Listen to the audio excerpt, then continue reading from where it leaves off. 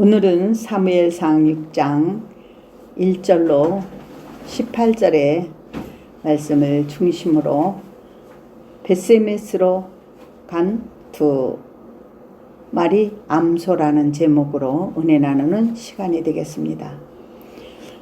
이 말씀을 나누기 전에 먼저 앞장에서 왜 이스라엘이 블레셋의 전쟁에서 지고 법궤를 빼앗겨야 했는지, 또한 블레셋이 기쁘게 여기고 궤를 가지고 갔지만 다시 돌려보내지 않으면 안 되는 이유가 무엇인지 우리 한번 기억하면서 이 말씀이 오늘 우리가 살고 있는 이 마지막 때에 주는 교훈이 무엇인지 알아보도록 하겠습니다. 먼저 사무엘상 2장 12절로 17절에 보시면 엘리 제사장의 두 아들들의 행실이 나쁘고 여호와를 잘 알지 못했다는 것입니다. 그러기에 그 아들들은 하나님께 드려야 하는 제물인 고기를 불태워 하나님께 제사를 드린 후에 제사장이 가져다가 먹을 수가 있는데, 그 아들들은 나는 태운 고기가 싫고 삶은 고기도 싫으니까 내 목숨 내가 가지고 간다면서 삶지 않은 고기를 억지로 빼앗아서 가는 죄를 범했고, 희망문 앞에서 수종드는 여인들을 강제로 동침하는 일을 서슴없이 행함으로 이들의 행동은 여호와 하나님의 제사를 멸시하는 행동이었습니다. 또한 이 여인을 범하는 악행을 했던 것입니다. 여기에서 고기를 태운다는 것은 예수님의 십자가의 피 흘리심을 의미하는 것이므로 그들은 성전에 드나들었지만 하나님께 드리는 예물을 경홀히 여긴 것은 하나님의 언약을 잘 알지 못한 까닭이었죠. 마치 교회는 다니지만 하나님의 언약이 무엇인지 모르고 다니면서 열심히 믿는다고 착각하는 종교인의 신앙이 이들과 같다고 말할 수 있습니다. 그들의 열정적인 종교인은 될 수 있어도 구원받는 믿음과는 거리가 먼다고 말할 수 있습니다. 그런 자들은 예수님께서도 이렇게 말씀하시죠. 나더러 주여 주여 하는 자마다 다 천국에 들어가는 것이 아니라 내 아버지 뜻대로 행하는 자만이 구원이라고 마태복음 7장에서 말씀하시기 때문입니다. 여기에서 아버지의 뜻이 무엇입니까? 예수님이 골고다에서 우리의 죄를 위해 십자가에 죽으시고 부활하신 그 예수님이 내 안에 계신 믿음입니다. 이 여인은 범한 것은 하나님의 교회에 다른 신을 가지고 와서 예배를 드렸다는 것입니다. 어떻게요? 다른 신이 바로 자기 자신의 의인 탐심과 욕망이 가득 찬 눈멀고 병든 짐승을 가지고 와서 드렸다는 것입니다. 온전한 것을 드려야 하는 경건한 하나님의 전을 더럽힌 믿음으로 그들은 언약궤를 메고 전쟁터에 나갔기에 블레셋에게 궤를 빼앗기고 그들은 죽을 수밖에 없었던 것입니다. 또한 엘리 제사장은 그 아들에게 그런 점을 알면서도 막지 못했던 것은 그 아들들이 아버지의 말을 듣지 않음이 분명함을 우리는 알 수 있습니다. 그래서 하나님께서는 그들을 죽이기로 작정하시고 사무엘상 2장 31절에서 보면 보라 내가 네 팔과 네 조상의 집에 팔을 끊어 네 집에 노인이 하나도 없게 하는 날이 이를 것이라고 말씀하십니다. 그는 엘리 제사장이었던 어떤 사람이었나요?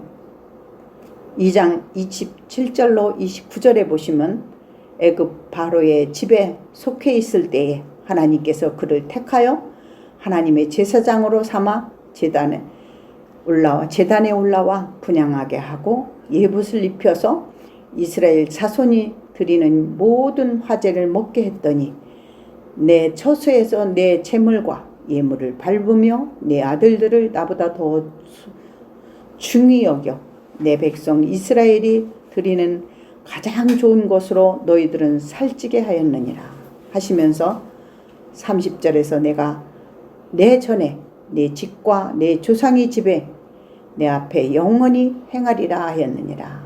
이제는 나 여호와가 말하노니 결단코 그렇게 하지 아니하리라.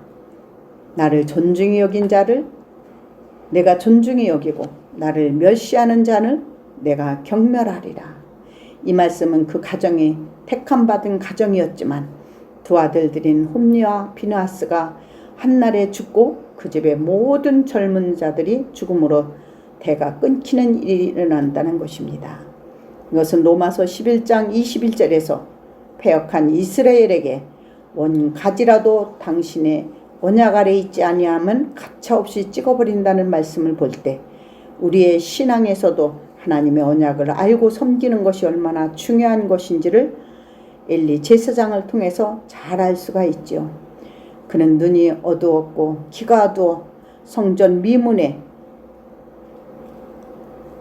있었다는 것은 그가 3장 1절에 보면 사무엘이 엘리 앞에서 여호와를 섬길 때에 여호와의 말씀이 희귀하여 이상이 흔히 보이지 아니하였더라. 이 말씀 복음에 눈이 가리워져 있음을 알 수가 있습니다. 그러므로 블레셋인들은 이스라엘이 섬기는 신이 얼마나 위력 있고 능력 있는지를 풍문으로 들어알고 있었기에 언약궤를 빼앗아가서 자기들이 섬기는 다곤 신상 옆에 두면 풍요의 신과 이스라엘의 능력이 신이 합치면 온 세상을 다 가진 자가 될 것이다. 다시 말해 세상의 복을 다 받은 것처럼 생각했기에 언약궤를 빼앗아 갔던 것입니다. 그것은 하나님의 어떠한 분이시며 그분의 뜻이 무엇인지 잘 모르고 행동한 저들에게 어떠한 일이 일어났습니까? 5장에 보시면 다곤 신상 옆에 궤를 두었는데 아침에 가보니 다곤 신상에 하나님의 궤 앞에 얼굴을 땅에 대고 엎드려져 있는 것이었습니다. 자신들이 잘못 세웠나 싶어서 다시금 다곤 신상을 일으켜 세워서 하나님의 궤 옆에 다시금 세워두고 그 이튿날 신상에 찾아가 보니 이번에는 더 심하게 얼굴은 땅에 닿았고 머리와 두 손목은 끊어져 문지방에 나동그랭이에 쳐 있는 것이었습니다. 그리고는 아스돗 사람들에게 어떠한 일이 일어났나요?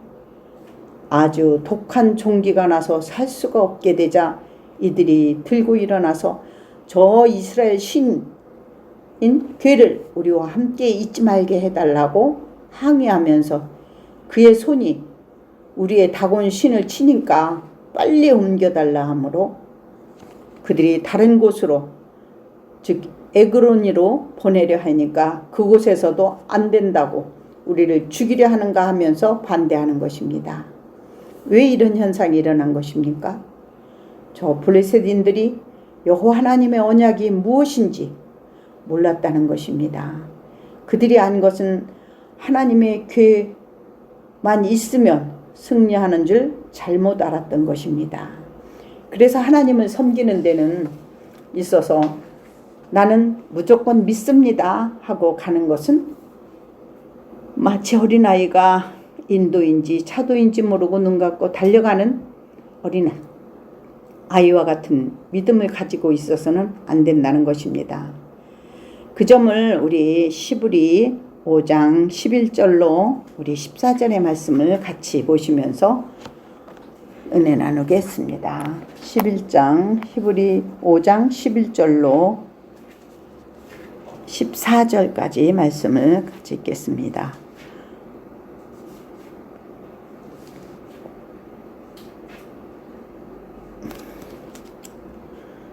(11장 11절로 14절) 믿음으로 사라는 자신도 나이가 많아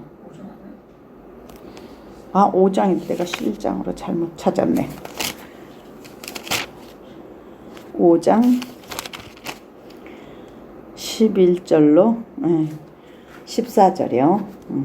밀기세덱에 관하여는 우리가 할 말이 많으나 너희가 듣는 것이 둔함으로 설명하기 어려우니라.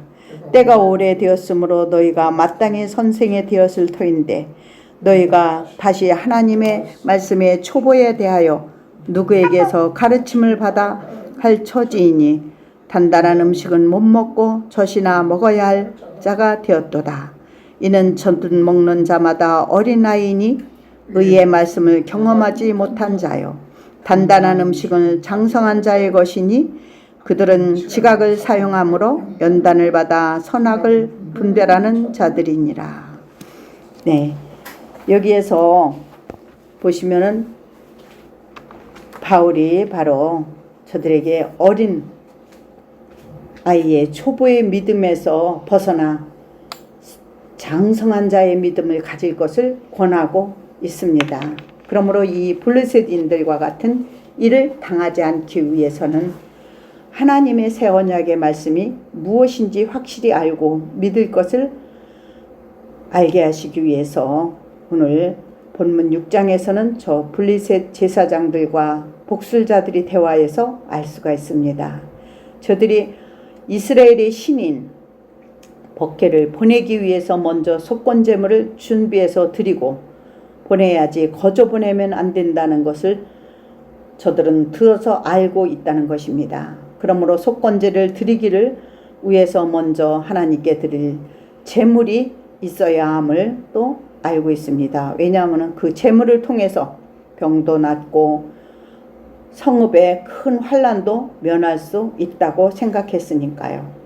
그들은 그의 방백의 수요대로 금종 5과 금지 5마리로 속건제물을 드릴 수 있도록 마련해서 이스라엘 진영으로 보내기로 했지만 그들에게 하나님의 영이 임하지 않았기에 확실한 언약의 믿음이 없어서 젖먹이는 암소 2마리를 구해 이스라엘 진영으로 가는 기회를 매게 한 것은 저들이 안다는 것은 확실한 것이 아니라 그들이 생각하기에 혹시 이 독한 종교와 병이 이스라엘 신이 가져왔기 때문인지 아닌지 확인하기 위해서 젖먹이는 암소를 채택하므로 그가 소가 뒤로 돌아오면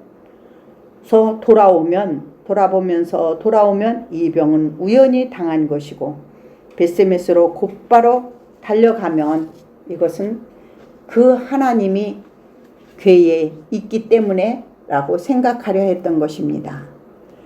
그러나 그들의 생각과는 달리 이 암소는 벳세메스 길로 향하여 가면서 좌로나 우로나 치우치지 않고 오직 앞을 향하여 마치 자석에 이끌리듯이 하나님의 성령의 능력으로 여호수아의 바친 큰 돌이 있는 곳에 이르러 섰다는 것입니다. 이것은 확인한 블레셋 방백들은 돌아가고 이스라엘 백성들은 기뻐하면서 6장 15절에서 여호와의 궤와 그 궤와 함께 있는 금봄을 담긴 상자를 내려다가 큰 돌 위에 두매 그날에 벳세메스 사람들이 여호와께 번제와 다른 제사를 드리니라. 이처럼 여호와의 언약궤가 이스라엘로 돌아왔습니다. 법궤가 가는 곳마다 일어난 재앙으로 반신반의했던 블레셋 사람들은 법궤를 메고 벳세메스로 바로 가는 두 암소를 보고서야 하나님의 하신 일임을 인정하게 되었죠. 이때 당시 이스라엘은 물론이고 블레셋은 어떤 신을 섬기고 있었나요? 법궤가 그들을 지켜줄 거라 믿었는데 반대로 그 법궤가 가는 곳마다 재앙이 일어납니다. 그 법궤를 통하여 하나님이 무슨 말씀을 하시고자 하는 것인지에 대하여는 관심이 없었고 그저 우리의 삶을 풍요롭게 하고 우리에게 재앙이 일어나지 않게 하는 것이 무엇이든 그것을 섬기고 우대하는 무속신앙에서 조금도 탈피하지 못했다고 말할 수 있는 것입니다.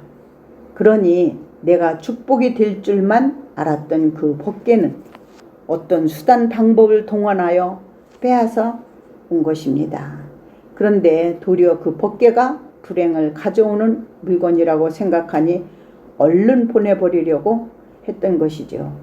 그런데 사모님이 지금 그 형식으로 시장하고 있는 것이 바로 특징이죠. 수레에 법궤를 신고 금 독종 5마리와 금지 5마리 속건제물을 드릴 수 있고 그래야만 병도 낫고 하나님의 손을 옮기지 않게 된다고 믿었던 것입니다. 이들이 하는 모든 숭배의식은 결국 백성들에게서 우환이 없어지고 재앙이 떠나가는 것입니다. 혹시 우리의 신앙도 여기에 머물러 있지는 않은지요? 블레셋은 과거 애굽인과 바로가 이스라엘에게 완악하게 하여 그들에게 재앙을 내리신 사실을 상기시키면서 이스라엘 백성들과 그들이 섬기는 하나님을 대접하되 섭섭하지 않게 이해를 갖추어 법궤를 이스라엘로 돌려보내기 위해서 새 수레 하나를 만들었고 멍에를 메어보지 아니한 젖나는 소 2마리를 끌어다가 소에게 수레를 메우게 하고 그 송아지를 떼어 집으로 돌려보내고 여호와의 궤를 가져다가 그 수레에 싣고 속건제로 드릴 금으로 만든 물건들을 상자에 담아 궤 겉에 두고 그것을 보내어 가게 했다고 사무엘상 6장 7절로 8절에서는 말씀하고 있는데요. 그런데 중요한 사실은 저들이 진실한 믿음을 갖고 한 것이 아니라는 것이죠. 6장 9절에 보면은 보고 있다가 만일 궤가 그 본지역 길로 올라가서 벳세메스로 가면 이 큰 재앙은 그가 그들에게 내린 것이요 그렇지 아니하면 우리는 친 것이 그의 손이 아니요 우연히 당한 것인 줄 알라 하니라. 저들은 심중에 하나님이 아니라 모든 것이 다 우연이기를 바랬다는 것입니다. 그래서 젖도 떼지 않은 암소에게 강제로 새끼를 떼어 집으로 보내고 그 어미소가 제대로 수레를 끌고 가겠습니까? 이것은 짐승의 본능인 모성애를 끊어버리는 잔혹한 행위잖아요. 그런데 하나님은 그것으로 예수님의 십자가의 복음의 위력을 보여주는 하나의 예로 삼아 후대의 그리스도께서 십자가를 지시는 그 명예가 얼마나 예수님의 신성을 거스리는 것이며 하나님 아버지께 의지할 수밖에 없는 고난의 가시밭길인 것을 미리 예시하는 사건인 것입니다.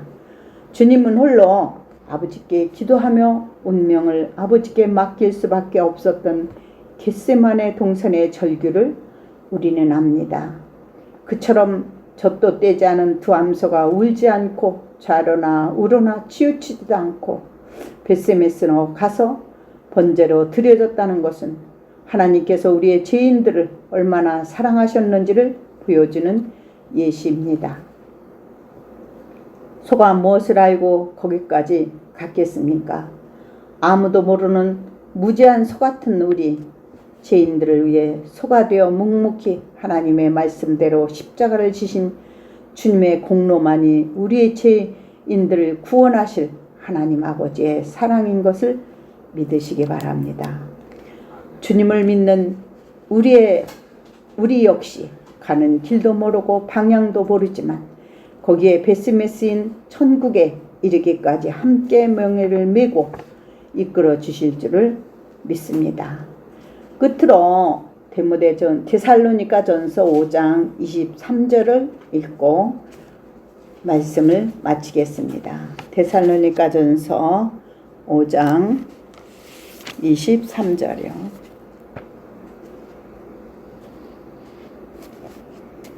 찾으신 줄 알고 같이 읽겠습니다. 평강의 하나님이 친히 너희를 온전히 거룩하게 하시고 또 너희의 온 영과 혼과 몸이 우리 주 예수 그리스도께서 강림하실 때 흠없게 보존되기를 원하노라.